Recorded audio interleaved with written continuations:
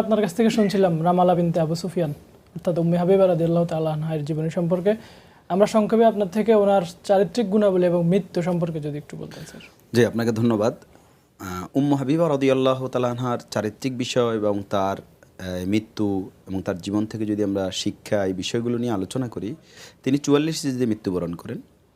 তো তার চারিত্রিক একটা বড় বিষয় হলো তার বাবা অমুসলিম, পারিবারিকভাবে এখনও কেউ মুসলিম হয় নাই, কিন্তু সত্য গ্রহণের ক্ষেত্রে একজন নারী হওয়া সত্ত্বেও তিনি নির্দ্বিধায় সিদ্ধান্ত গ্রহণ করে মুসলিম হয়ে যাওয়া, এটা খুব দুঃসাহসিকতার পরিচয়।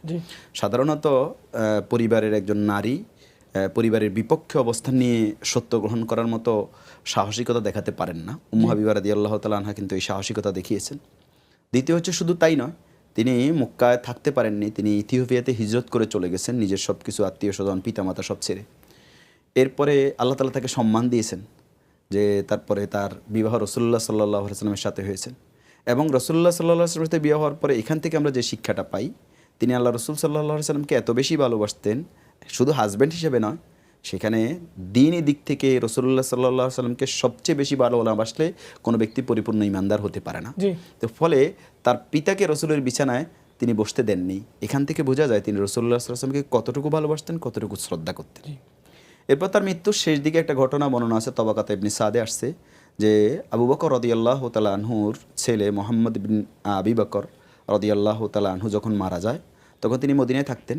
তো তখন তিনি একটা ছাগল জবাই করে রান্নাবান্না করে তাদের ফ্যামিলিতে খাবার পাঠিয়েছেন, এবং এটা রাসূলুল্লাহ সাল্লাল্লাহু আলাইহি ওয়াসাল্লামের সুন্নাহ যে কোনো পরিবারে যদি প্রতিবেশী কেউ মারা যায় তাহলে 3 দিন পর্যন্ত তাদের শোক পালন করার সময়কালে তাদেরকে প্রতিবেশীরা খাবার প্রদান করবে।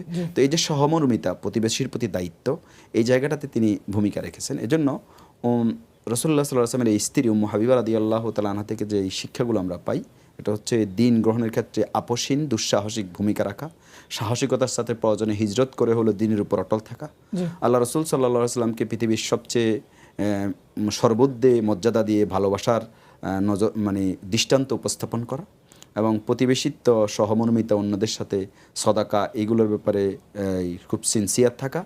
এবং তিনি তার ভাই মুআবিয়া রাদিয়াল্লাহু তাআলা আনহা যখন দামেস্কের খলিফা ছিলেন, সে সময় তার সাথে দেখা করতে গিয়েছেন, যে এই সম্পর্কগুলো তিনি অব্যাহত রেখেছেন এবং মদিনায় তিনি ইন্তেকাল করেন।